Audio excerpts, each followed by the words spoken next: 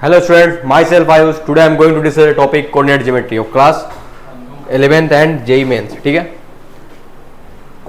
इसके पहले वाले लेक्चर्स में हमने देखा हुआ है कि कुछ प्रॉब्लम्स रिलेटेड देखे थे कौन से forms of the straight line से, that is point form, slope form, intercept form etcetera. तो उसी बेस्ड एक क्वेश्चन हम देखेंगे. Find the equation of the line passing through the point 1 and 2 and making the angle of 45 with the line 2x plus 3y is equal to 10. Clear है? यानी कि कोई ऐसा लाइन दिया हुआ है जिसकी इक्वेशन कितनी दी हुई है, जिसकी इक्वेशन है 2x plus 3y is equal to 10. ठीक है, तो इक्वेशन ऐसा लाइन का इक्वेशन लिखना है जो कि पास कर रहा है किससे, 1, 2 से, and making angle of 45 degree. कितना एंगल बना रहा है? 45 डिग्री बना रहा है इसके साथ. ठीक है, सपोज कि इस लाइन का हमने स्लोप मान लिया m. क्लियर है? यहां से इसकी m कितनी निकलेगी? -a/b, यानी दैट इज -2/3. क्लियर है? अब इसकी स्लोप हमको पता चल गया -2/3. इसकी स्लोप हमको नहीं पता है. ये पॉइंट पता है कि 1, 2 से पास हो रही है. हमको पता है कि tan थीटा दो लाइन के बीच की एंगल कितनी होती है? Mod of m1 - m2 divide by 1 + m1 m2. Clear है? यहां से tan थीटा की वैल्यू कितनी मिलेगी? tan 45, that is equal to mod of m1 की वैल्यू m रख रहे हैं, माइनस में इसका minus of minus, that is +1 minus m into -2/3, m into 2/3. Clear है? अब यहां से हम प्रोसीड कर रहे हैं नेक्स्ट वैल्यू निकालने के लिए, ताकि m की वैल्यू निकल जाए. m की वैल्यू निकलते ही हम लोग इक्वेशन लिख सकते हैं उस लाइन की. देखेंगे नेक्स्ट, यहां से देखेंगे tan 45 की वैल्यू 1, मॉड निकलेगा तो कितना हो जाएगा? +-1, that is equal to, LCM ले रहे हैं. यहां पे एलसीएम हो जाएगा 3m + 2 डिवाइड बाई, ये हो जाएगा 3 - 2m. क्लियर है? इतना एक बार 1 लेंगे और एक बार -1 लेंगे. 1 लेके सॉल्व करेंगे, कितना आएगा? 3m + 2 divide by 3 - 2m is equal to 1, that is equal to 3m + 2 is equal to 3 - 2m. इधर आएगा कितना बन जाएगा? 5m इज इक्वल टू 1, यानी कि m की वैल्यू कितनी आ जाएगी? 1/5. एक m की वैल्यू कितनी आई? 1/5. सेकेंड m निकालते हैं. अगर हमने रख लिया -1, यानी that is equal to 3m + 2 divide by 3 - 2m की वैल्यू कितनी है? -1 है. यहां से इसको सॉल्व करेंगे, कितना बनेगा? 3m + 2 is equal to 2m - 3, that is equal to कितना? m की वैल्यू -5. m की दो वैल्यू आई क्योंकि मॉड जो है हमारा वो ओपन करेंगे, यानी कि हो सकता है कि ये एंगल ऐसे ना जाके ये एंगल ये वाला हो, ये लाइन ऐसे जाता हो, ऐसे बनाता हो 45. ठीक है, इसलिए m की वैल्यू 2 आ रही है. क्लियर है? अब यहां से हम लास्ट में क्या लिख सकते हैं? इक्वेशन लिख सकते हैं हम. अब लिखना है इक्वेशन. पहला इक्वेशन जब स्लोप लेंगे हम कौन सा? 1/5, यानी कि y माइनस पॉइंट क्या दिया हुआ है? 1, 2, यानी कि y - y2 इक्वल टू कितना? m की वैल्यू कितना है? 1/5. यहां से x - 1. क्लियर है? इसकी इक्वेशन क्या है? 5y - 10 is equal to x - 1, that is equal to x - 5y, x - 5y + 9 is equal to 0. Clear है? इतना. This is the required equation of straight line. Second equation क्या आएगी? जब m की वैल्यू -5 रखेंगे, यानी कि y - 2 is equal to -5 into x - 1. ठीक है, तो कितना बन जाएगा ये? y - 2 that is equal to -5x + 5. ये बन जाएगा हमारा 5x + y - 7 is equal to 0. दो इक्वेशन बनी हमारे पास, जो कि ये बता रही है कि हो सकता है स्ट्रेट लाइन के नीचे भी एंगल बनाते हुए निकल जाए जो दूसरा लाइन हो, और वो क्या है? ऐसे भी निकल जाए और इस टाइप से भी निकल जाए. तो 2 m की वैल्यू आएगी, उससे हम लोग क्या कर देंगे? करस्पॉन्डिंग दो इक्वेशन ऑफ स्ट्रेट लाइन लिख लेंगे. क्लियर है? इतना. और ये क्लियर है. तो नेक्स्ट इसी पर आधारित एक क्वेश्चन है, you find the equation of a straight line parallel to the this equation and passing through the 1, 1. ठीक है, यानी कि बोल रहा है कि कोई ऐसा लाइन है जिसका इक्वेशन क्या गिवन है? 3x plus 2y plus 4 is equal to 0। हमको पता है कि अगर इक्वेशन लिखना पड़ेगा L2, ये L1 था, L2 लिखना है तो इसकी वैल्यू भी सेम पैरेलल है, तो यानी कि इसका कोफिशिएंट चेंज नहीं होगा। 2y plus lambda is equal to 0। कोई दिक्कत, सिर्फ सी कांस्टेंट की वैल्यू चेंज होती है। यानी कि अगर ये पास कर रहा है किससे, 1,1 से, यानी कि अगर लेमडा हम फाइंड कर ले तो हम इक्वेशन स्ट्रेट लाइन लिख सकते हैं, that is parallel to the 3x plus 2y plus 4 is equal to 0। Now we are going to put the value 1,1 in this equation. कौन से इक्वेशन में, सेकेंड वाले में। पुट करने में क्या वैल्यू मिलेगी, 3 into 1 plus 2 into 1 plus lambda की वैल्यू आ जाएगी 0। यहां से क्या आ जाएगा, 3 plus 2 plus lambda is equal to 0, that is lambda is equal to -5। Now I am going to write the equation 3x plus 2y, L2 की वैल्यू लिख रहे हैं, 3x plus 2y minus 5 is equal to 0 is the required equation of the straight line which is parallel to the 3x plus 2y plus 4 is equal to 0. This is the required equation of a straight line. यहां से पता चल गया कि अगर कोई line है जो कि पैरेलल है तो ये चेंज नहीं होता है, ये चेंज हमारा नहीं होता है, ये एज इट रहता है, बस ये चेंज हो जाएगा। ठीक है, क्योंकि पैरेलल स्लोप तो सेम ही होगी ना, यानी कि L1 L2 की स्लोप क्या है, सेम है। क्लियर है। अब नेक्स्ट हमारा जो है वह लेंथ ऑफ परपेंडिकुलर। और लेंथ ऑफ परपेंडिकुलर होता क्या है वो देखते हैं। सपोज कि कोई पॉइंट है P, उससे कोई ये लाइन है L, इसको लिख रहे हैं ax plus b y plus c is equal to 0। ठीक है, यानी कि यहां से जो ये डिस्टेंस है ये d, ये कितनी होगी, परपेंडिकुलर डिस्टेंस। यहां पे लिखेंगे perpendicular distance is equal to, ये कितना होता है मॉड में ax1, ये कोई पॉइंट है जो कि x1 और y1 है, ax1 plus by1 plus c divide में इसका कोफिशिएंट का अंडर रूट ले लेते हैं, square a square plus b square. This is the required distance, perpendicular distance from point two line. Clear है, ये हमारा फॉर्मूला याद होना चाहिए ताकि हम लोग इससे डिस्टेंस निकाल सकते हैं, परपेंडिकुलर डिस्टेंस निकाल सकें। क्लियर है। नेक्स्ट बढ़ते हैं आगे की तरफ और देखते हैं कि क्वेश्चन क्या है। Find the point on y axis whose perpendicular distance from the line इतना इज 3। क्लियर है, ये बोल रहा है कि इस लाइन से y एक्सिस पे परपेंडिकुलर डिस्टेंस, y एक्सिस पे परपेंडिकुलर डिस्टेंस कोऑर्डिनेट को मैंने माना x कोऑर्डिनेट वहां पे क्या होगा, 0 होगा, यानी कि 0, अल्फा मान लिया मैंने। ठीक है, तो परपेंडिकुलर डिस्टेंस क्या हो जाएगा, perpendicular distance d is equal to, फिर लिखेंगे क्या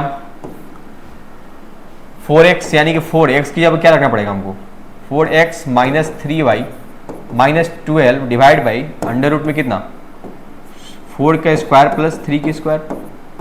ये हो गया हमारा। d की वैल्यू निकालनी है हमको, फाइंड द पॉइंट, पॉइंट निकालनी है, d की वैल्यू दी हुई है 3, यानी कि 3 इज इक्वल टू क्या लिखेंगे हम, मॉड में 4, अब ये कोऑर्डिनेट पुट कर रहे हैं, x की value 0 minus 3 alpha minus 3 alpha minus 12 divide by under root में 16 प्लस 9। क्लियर है। तो यहाँ से वैल्यू क्या है हमारे पास, 3 यहाँ मॉड हट रहा है तो plus minus 3 is equal to 0 minus 3 alpha minus minus plus alpha हो जाएगा, plus 3 alpha plus 12 divide by 5। यहाँ से अल्फा की 2 वैल्यू आएगी, एक बार जब प्लस लेंगे हम कितना हो जाएगा, एक बार प्लस लेंगे तो कितना बन जाएगा 3 alpha plus 12 is equal to 15।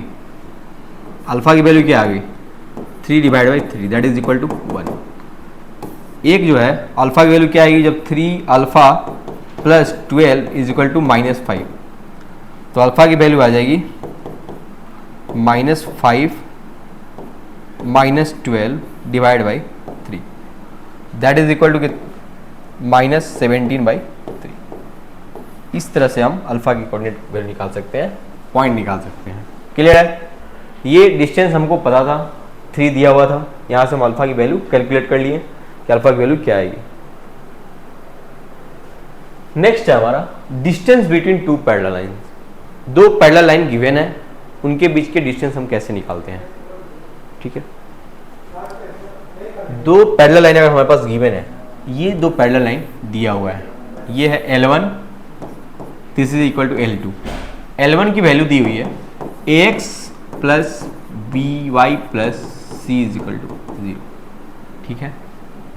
यानी कि ये अगर पैरेलल है तो ax ये c1 होगा और ये क्या होगा ax plus by plus c2 is equal to 0। तो डिस्टेंस क्या होगा इन दोनों लाइन के बीच की distance, that is equal to d मानते हैं। d की वैल्यू क्या होती है, d की वैल्यू होती है mod of c1 minus c2 divide by under root of a square plus b square mod के अंदर, ठीक है। ये this perpendicular, sorry this is a distance between the two parallel lines.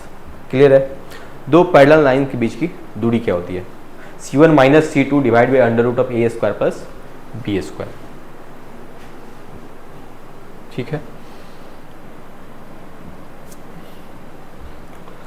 Question में दिया हुआ है if the line 2x minus y plus 3 is equal to 0 is at a distance 1 by root 5 and 2 by root 5 from the line 4x minus 2y plus alpha and the 3x minus 6x minus 3y plus beta is equal to 0 respectively। मतलब बोल रहा है कि ये जो line है ये इस लाइन से 1 by root 5 दूरी पे है और ये क्या है, ये जो है ये लाइन इस लाइन से कितना है 2 by root 5 दूरी पे है।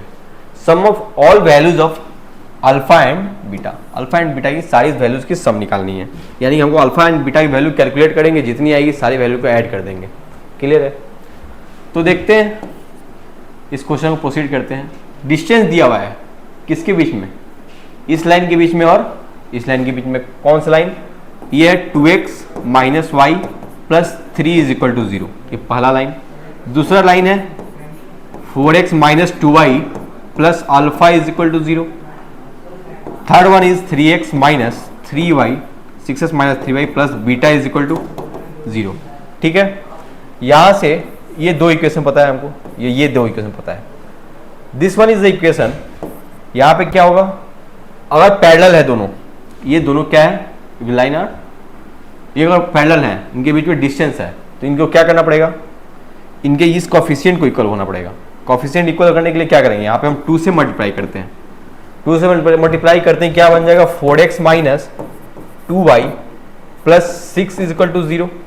फिर नीचे वाला इक्वेशन क्या बनेगा 4x minus 2y plus alpha is equal to 0, ठीक है। ये देखिए इक्वेशन क्या है, parallel to the each other. यहाँ से क्या निकल गया, डिस्टेंस निकालना है। डी की वैल्यू दी हुई है ऑलरेडी, कितना दी है 1 बाई रूट 5, 1 बाई रूट 5 दी हुई है। मॉड के अंदर क्या आएगा c1 माइनस c2 यानी alpha minus 6 divide by under root में 4 स्क्वायर प्लस 2 स्क्वायर। यहाँ से वैल्यू कितनी आ गई, यहाँ से मॉड जब ओपन करेंगे, जब मॉड ओपन करेंगे तो कितना आएगा प्लस माइनस में वैल्यू आएगी, यानी कि प्लस माइनस वैल्यू आएगी, यानी कि आगे plus minus 1 by root 5 is equal to कितना अल्फा माइनस 6 डिवाइड बाई 16 और 4 20, यानी कि अंडर रूट में 20। क्लियर है, ये कितना आ जाएगा 20 को तोड़ेंगे तो 2 रूट 5, यानी कि बन गया कितना plus minus 1 by root 5 is equal to alpha minus 6 by 2 root 5। Root 5 से रूट 5 गया, अल्फा माइनस 6 की वैल्यू कितनी आ गई प्लस माइनस 2, यानी कि एक बार अल्फा की वैल्यू अगर मैं प्लस लूँ कितना बन जाएगा 2 plus 6 that is 8 and minus लूँ तो माइनस 2 प्लस 6 दैट इज 4, यानी अल्फा की दो वैल्यू यहाँ से आ गई 8 एंड 4, ठीक है। क्लियर है, ये 8 एंड 4 आ गया। अब हमारा काम नेक्स्ट काम क्या है, बीटा की वैल्यू निकालनी। बीटा की वैल्यू निकालने की वही सेम प्रोसीजर करेंगे।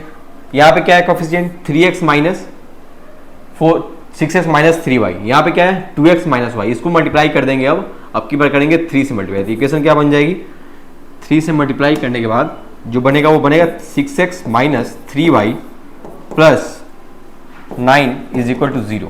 नीचे क्या बनेगा 6x minus 3y plus beta is equal to 0। ये चीज सेम होना चाहिए, ये जो कोफिशिएंट है x एंड y का वो क्या होना चाहिए सेम होना चाहिए। अगर ये सेम है तो यहां से ये पैरेलल बन गया, ये पैरेलल बनते हैं क्या हो गया, इसकी डिस्टेंस की है 2 by root 5, 2 by root 5 given है इज इक्वल टू मॉड में क्या लेंगे beta minus 9 divide by under root में 36 प्लस 9। क्लियर है? 36 plus 9 that is equal to 45। ये कितना बन गया? ये हो गया हमारा 2 by root 5 is equal to 2 by root 5 is equal to कितना आया? Beta minus 9 divide by mod के अंदर रूट 45। रूट 45 को भी देख लेंगे एक बार कितना आ रहा है,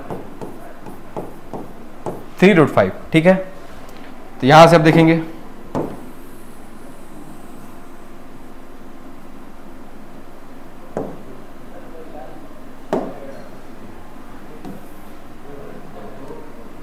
ये कितना आया?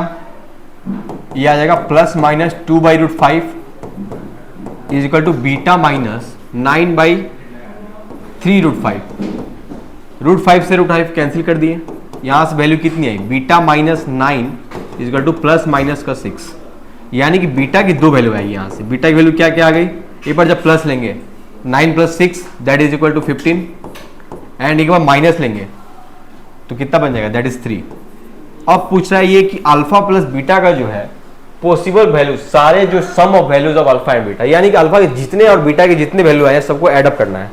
अब एडअप करने की बारी आ गई है, तो अल्फा की वैल्यू कितनी है हमारे पास? अल्फा प्लस बीटा की सारी वैल्यू, अल्फा प्लस बीटा की वैल्यू निकालनी है। अल्फा की वैल्यू हमारे पास कितना है? अल्फा की एक वैल्यू है हमारे पास 8 एंड 4, एंड बीटा की वैल्यू कितनी आ गई हमारे पास? 15 एंड 3। जब हम दोनों को जोड़ कर निकालेंगे वैल्यू कितना आएगा? चारों को जोड़ना पड़ेगा, 8 प्लस 4 प्लस 15 प्लस 3। 8 4 जा 8 4 12 हो गया, ये 8 4 12, और यहाँ से 3 15 15 इज इक्वल टू 30। आंसर कितना है हमारे पास? 30। 30 is the right answer for this question, sum of value of alpha and beta. ये 30 आंसर आएगा। ठीक है, यहाँ से क्लियर हो गया।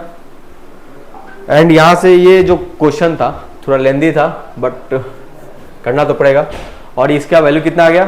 30। ठीक है, अब हमारा नेक्स्ट क्वेश्चन जो है, नेक्स्ट टॉपिक है parametric form of a line. क्या है? Parametric form of line. Parametric form of line जो होता है, ये होता है हमारा x minus x1 by cos theta is equal to y minus y1 by sine theta is equal to plus minus का r। ठीक है, इसको याद रखेंगे। ये तब यूज करते हैं जब कोई लाइन हमारे पास दी हुई हो और कोई पॉइंट दी हुई हो। सपोज 1,2 एक पॉइंट है, वो बोले क्वेश्चन में कि r डिस्टेंस पे जाके, r डिस्टेंस पे जाके, हो सकता है r डिस्टेंस ऊपर जाए, r डिस्टेंस बैक भी जा सकते हैं। तो ये जो पॉइंट है q, इसकी वैल्यू क्या होगी? इसके कोऑर्डिनेट कैसे निकालेंगे? ये भी q, इसकी कोऑर्डिनेट कैसे निकालेंगे? हो सकता है कि ऊपर जाए या फिर नीचे जाए, इसीलिए हमने प्लस माइनस r यहाँ पर रखा हुआ है। ठीक है, तो सपोज कोई ऐसा क्वेश्चन हो कि r डिस्टेंस, और r हमेशा क्वेश्चन में गिवन रहेगा, डिस्टेंस हमेशा क्वेश्चन में गिवन रहेगा। आप उससे क्या फाइंड कर सकते हैं? जो कोऑर्डिनेट वो मांग रहा है। ठीक है, तो सपोज कि ये क्वेश्चन में यहाँ पे स्लोप भी दिया रहता है, ये क्वेश्चन में m की वैल्यू दी रहेगी। सपोज ये m की वैल्यू 2 है और पूछ रहा है r की वैल्यू, तो कैसे निकालेंगे? ये कर देंगे x माइनस x1 यानी कि value 1 divide by sign tan theta हमको पता है। अगर tan थीटा की वैल्यू 2 है, tan थीटा की वैल्यू 2 है, ठीक है, यानी कि 2 डिवाइड बाई 1, ये कितना आएगा? ये अगर दिया हुआ है, सॉरी ये 2 एंड 1 है, ये है 1, ये है कितना आ जाएगा? 2 के स्क्वायर प्लस 1 के square that is equal to 4 plus 1 5 root 5, यानी कि साइन थीटा की वैल्यू कितनी आ गई? 2 by root 5, and cos theta की वैल्यू कितनी आ गई? 1 बाई रूट 5। यहां से देखिए, अब यहां से लिख सकते हैं साइन थीटा की वैल्यू, कॉस थीटा की वैल्यू कितनी? 1 by root 5 and is equal to y minus 2 divide by sine theta की value 2 by root 5 is equal to plus minus का 5, और r की वैल्यू दी हुई है 5। r की वैल्यू क्या दी हुई है? 5। यहां से निकाल सकते हैं, ये कोऑर्डिनेट निकाल सकते हैं। x इज इक्वल टू क्या हो जाएगा फिर? अगर एक बार प्लस लेंगे तो 5 इंटू 1 बाई रूट 5 प्लस में 1, फिर x सॉरी y की वैल्यू क्या आएगी फिर यहां से? 5 इंटू 1 बाई रूट 5 प्लस में 2। एक बार यहां से आ जाएगा ये दैट इज इक्वल टू √5+1, ये आ जाएगा √5+2। ऐसे हम कोऑर्डिनेट फाइंड कर सकते हैं। एक बार माइनस लेके भी फाइंड कर सकते हैं, जो कि नीचे एक कोऑर्डिनेट पता चल जाएगा। जब इस टाइप के क्वेश्चन हो तो हम लोग क्या करेंगे, पैरामेट्रिक फॉर्म लगाएंगे और x minus x one by cos theta is equal to y minus y one by sine theta is equal to plus minus r, that is equal, ये करके हम लोग इक्वेशन यहाँ से कोऑर्डिनेट फाइंड कर सकते हैं। कोई परेशानी इसमें नहीं होनी चाहिए। Next, position of the point with respect to the straight line. और कोई स्ट्रेट लाइन गिवन है, हमसे पूछा जा रहा है कि पॉइंट किस साइड लाई करेगा, क्या लाइन के ऊपर ही लाई करेगा या फिर लाइन के नीचे ही लाई करेगा, मतलब सेम साइड में लाई करना है। कंडीशन जो है, सपोज कि ये कोई स्ट्रेट लाइन है, ये कोई स्ट्रेट लाइन है, दैट इज इक्वल टू, इसका इक्वेशन दिया हुआ है ax plus by plus c is equal to 0। Clear है। और इस टाइप से दिया हुआ है, कोई पॉइंट दिया हुआ है, x1 की वैल्यू दी हुई है, सपोज यहाँ पे गिवन हो, ये गिवन हो हमारा x1 और y1, ठीक है, और ये क्या हो x2 एंड y2। क्लियर है। तो अगर इस वैल्यू को उठाकर इस इक्वेशन में पुट करने पे, उसकी इक्वेशन पे पुट करने पे सेम साइन आए, दोनों की सेम साइन आए, सेम साइन मतलब कि ये सेम साइड में लाई कर रहा है, ठीक है, मतलब दोनों पॉइंट लाइन के एक ही साइड में है। अगर अपोजिट साइन आए तो क्या बोलते हैं, ये अपोजिट साइड में ही लाई कर रहा है। टेकिंग फॉर एग्जाम्पल, यहां पे हम क्वेश्चन से समझेंगे। यहां पे क्या है, are the points 3, 4 and 2, -6 on the same or opposite side of the line 3x minus 4y, 3x minus 4y is equal to 8। ये कोई दिया हुआ है इक्वेशन। क्या हम इसको ऐसे लिख सकते हैं, अगर L1 लिखने चले तो ये लिख सकते हैं 3x minus 4y minus 8 is equal to 0। ये तो बन गया हमारा इक्वेशन। ये इक्वेशन स्ट्रेट लाइन है। यहां से अगर पुट करते हैं इसकी वैल्यू निकालने के लिए तो कितना आएगा, 3 की वैल्यू पुट करते हैं, 3 इंटू 3 माइनस 4 इंटू 4 माइनस 8, कितना आ जाएगा, 9 माइनस 16 माइनस 8,